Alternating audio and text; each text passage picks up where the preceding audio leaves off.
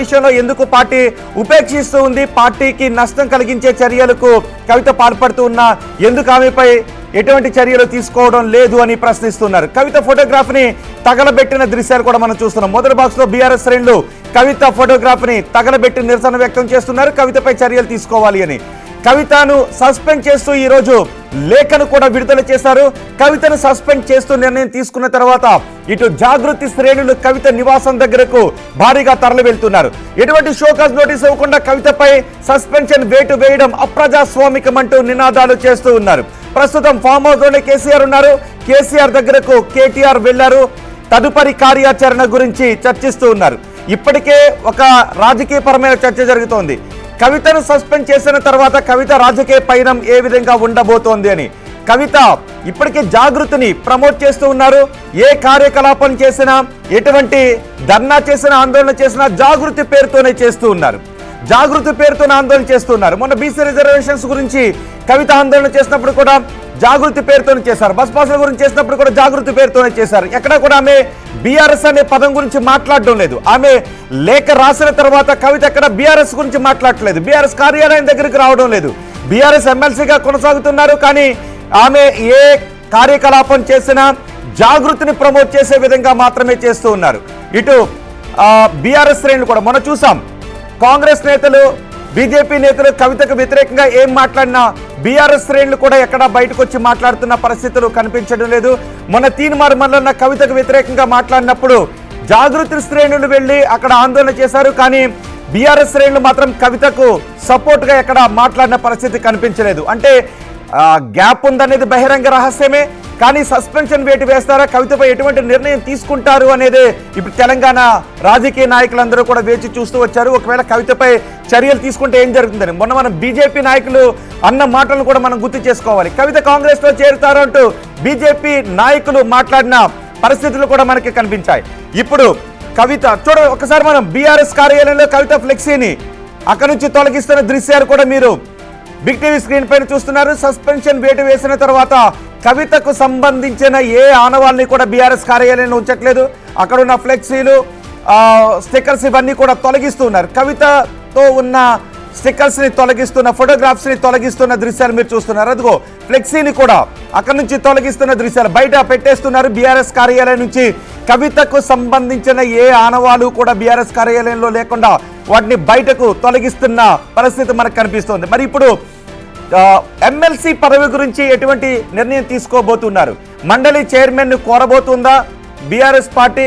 కవిత సభ్యత్వాన్ని తొలగించండి అని అడిగే అవకాశం కనిపిస్తుందా? లేదంటే కవిత ఎమ్మెల్సీ పదవికి రాజీనామా చేసే అవకాశం కనిపిస్తుందా? ఏం జరగబోతుందనే చర్చ జరుగుతోంది. కవిత ఫోటోగ్రాఫ్స్ ని, కవిత ఫ్లెక్సీలను బీఆర్ఎస్ పార్టీ కార్యాలయం నుంచి బయటకు తీసుకువెళ్తున్న దృశ్యాలు మీరు బిగ్ టీవీ స్క్రీన్ పైన చూడొచ్చు. కానీ బీఆర్ఎస్ కార్యాలయం దగ్గర అందరూ చెబుతున్నది ఒక్కటే, పార్టీకి వ్యతిరేకంగా ఎవరైనా మాట్లాడితే వాళ్ళపైన కఠిన చర్యలు తీసుకుంటామని. కానీ కవిత గురించి నేరుగా ఎవరు కూడా మాట్లాడడం లేదు. ఇప్పుడు ఫామ్ హౌస్ కు వెళ్లారు కేసీఆర్ తో మాట్లాడుతూ ఉన్నారు. తదుపరి కార్యాచరణ గురించి మాట్లాడుతున్నారు. ఇటువైపు జాగృతి శ్రేణులు కూడా కవిత నివాసానికి వెళ్తూ ఉన్నారు. కవితతో సమాలోచనలు చేస్తున్నారు. మరికొద్ది సేపట్లో కవిత తన రాజకీయ పయనం గురించి ఏం మాట్లాడబోతున్నారు, తనపై వేసిన సస్పెన్షన్ వేటు గురించి కవిత ఏం చెప్పబోతున్నారు అన్నదే ఉత్కంఠగా కనిపిస్తూ ఉంది. బీజేపీ నాయకులు ఆడించినట్టుగా ఇక్కడ ఉన్నటువంటి రాష్ట్ర నాయకత్వం ఏం చెప్తే అది చేయడం, ఆమెపై ఉన్నటువంటి కేసులు మాఫీ చేసుకోవడం కోసం, ఆమె రాజకీయ భవిష్యత్తు కోసం ఇవాళ బీఆర్ఎస్ లో ఉన్నటువంటి నాయకులను కించపరిచే విధంగా మాట్లాడడం జరుగుతుంది. ఇన్ని రోజులు ఒక నాయకులను మాట్లాడితే కవిత ఇప్పటికైనా గుర్తుపెట్టుకో, మీ నాన్న గురించి కూడా మాట్లాడినట్టు ఉంటుంది. కాబట్టి పార్టీ అంటేనే కేసీఆర్ అంటేనే పార్టీ. కాబట్టి పార్టీని ఏ విధంగా మీరు కించపరిచే విధంగా మాట్లాడినా బీఆర్ఎస్ కార్యకర్తలు ఉపేక్షించారు. ప్రస్తుతం కేటీఆర్ ఫామ్ హౌస్ కు వెళ్లారు. ఫామ్ హౌస్ లో ఉన్న కేసీఆర్ ను కలిశారు. కవిత సస్పెన్షన్ తర్వాత పరిణామాలపై చర్చిస్తున్నారు. ఫామ్ హౌస్ దగ్గర నుంచి తాజా సమాచారాన్ని మా ప్రతినిధి దుర్గారెడ్డి అందిస్తారు. దుర్గారెడ్డి, ఫామ్ హౌస్ లో ఏ దిశగా చర్చలు జరుపుతూ ఉన్నారు? తదుపరి కార్యాచరణ ఏ విధంగా ఉండబోతోంది? రోహిత్, మనము మాజీ ముఖ్యమంత్రి చంద్రశేఖరరావు ఫామ్ హౌస్ లో ఉన్నాము. ఇక 2 రోజుల నుంచి కవిత నేను ఎప్పుడైతే మీడియా సమావేశంలో ఆ కాళేశ్వరం ప్రాజెక్టు సంబంధించింది, కాళేశ్వరం నిర్మాణం జరిగిన తర్వాత ఆ యొక్క దానికి జరుగుతున్న సిబిఐ ఎంక్వైరీ, ఆ తర్వాత అసెంబ్లీలో చర్చించిన విషయాన్ని కూడా ఆమె ఆ మీడియా ముందు ప్రకటించడం జరిగింది. అంటే రాష్ట్ర మాజీ ముఖ్యమంత్రి చంద్రశేఖరరావుకు కాళేశ్వరం మరక అంటించడం ఒక 2-3 నేతల ద్వారా జరిగింది. ఇదంతా పరిణామాలని చెప్పి ఆమె ఒక 20 పేర్లు ప్రస్తావించడం జరిగింది. దీంతో పాటు రాష్ట్ర మాజీ ముఖ్యమంత్రితో పాటు మాజీ మంత్రి కేటీఆర్, ఆ తర్వాత ఆ కోరుట్ల ఎమ్మెల్యే సంజయ్, మాజీ మంత్రులు ఆ ప్రశాంత్ రెడ్డి, వీళ్ళంతా కూడా 2 రోజుల నుంచి ఫామ్ హౌస్ లో కేసీఆర్ తో చర్చలు జరిపారు. అంటే ఒకవేళ గతంలో కవిత మాత్రం ఎమ్మెల్సీ, ఆ తర్వాత కూడా 2-3 సందర్భాల్లో ఒక 5 పేజీల లేఖ విడుదల చేశారు. ఆ రోజు కూడా సస్పెన్షన్ వేటు వేస్తా అనుకున్నారు, ఆ రోజు కూడా వేయలేకపోయారు. ఆ తర్వాత ఇటీవల పార్టీ క్రమశిక్షణ విషయంలో కావచ్చు, లేకుంటే పార్టీ ముఖ్య నేతలపై ఆమె చేస్తున్న ఆ కామెంట్స్ పై సీరియస్ గా స్పందించారు. ఆ తర్వాత ఈ రోజు మాత్రము ఆ రాష్ట్ర మాజీ ముఖ్యమంత్రి చంద్రశేఖరరావు ఆ పార్టీ బీఆర్ఎస్ పార్టీ తరఫున కవితను మాత్రం ఆ సస్పెండ్ చేస్తూ ఒక నిర్ణయం తీసుకోవడం జరిగింది. సోమ భరత్ కుమార్, ఆ తర్వాత పార్టీ క్రమశిక్షణ వ్యవహారాల ఇన్ఛార్జ్, ఆ తర్వాత టి రవీందర్రావు ఆ ప్రధాన కార్యదర్శి, వీళ్ళిద్దరు కూడా ఆ కవితను సస్పెండ్ పెట్టి వేశామని చెప్పి కాసేపటి క్రితమే వాళ్ళు ప్రకటించడం జరిగింది. దీంతో పాటు కేసీఆర్, ఆ తర్వాత కేటీఆర్, ఆ తర్వాత మాజీ ఎంపీ వినోద్ కుమార్ కూడా ఆ కేసీఆర్ తో కొంత చర్చలు జరుపుతున్నారు. వాస్తవానికి ఎవరున్నా 2001లో పార్టీ ఏప్రిల్ 20 నాడు ఆ పార్టీ ఆవిర్భవించిందో ఆనాటి నుంచి నేటి వరకు ఎవరైనా సరే పార్టీ క్రమశిక్షణ ఉల్లంఘించినట్లుంటే ఖచ్చితంగా చర్యలు తీసుకుంటాము, ఆ సస్పెన్షన్ వేటు వేస్తామన్నారు. గతంలో పార్టీపై కొంతమంది మాట్లాడిన వాళ్ళ మీద మాట్లాడిన సందర్భాలు ఉన్నాయి, వాటిపై ఎవరు కూడా నిర్ణయం తీసుకోలేదు.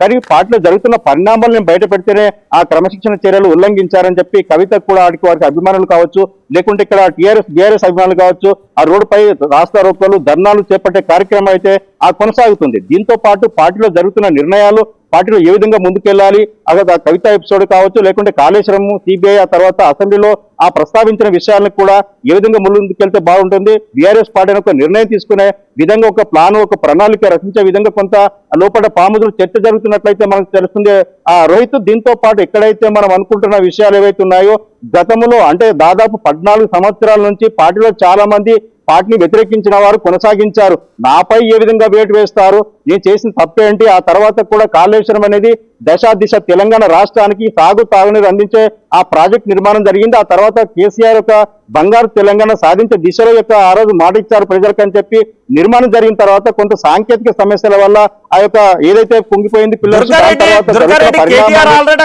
ఇంకెవరెవరు నేతలు అక్కడికి వస్తూ ఉన్నారు, ఇంకెవరో నేతలు అక్కడికి వస్తూ ఉన్నట్టుగా కనబడుతుంది. గేట్ దగ్గర కూడా ఆగి మాట్లాడుతున్నారు అక్కడ సెక్యూరిటీతో. ఇంకెవరెవరు నేతలు వస్తున్నారు?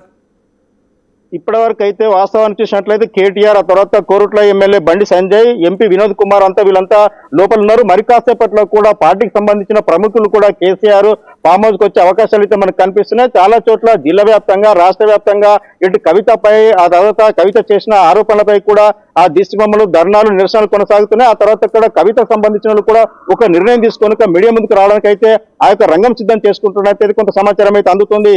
రోహిత్, దుర్గారెడ్డి, ఒకసారి కుదిరితే చూడండి, ఆ కార్లో ఎవరైనా నేత ఉన్నారా, ఒకసారి మాట్లాడే అవకాశం ఉంటుందేమో. బహుశా మీ వెనుకున్న కార్లో సెక్యూరిటీతో మాట్లాడుతున్నారు.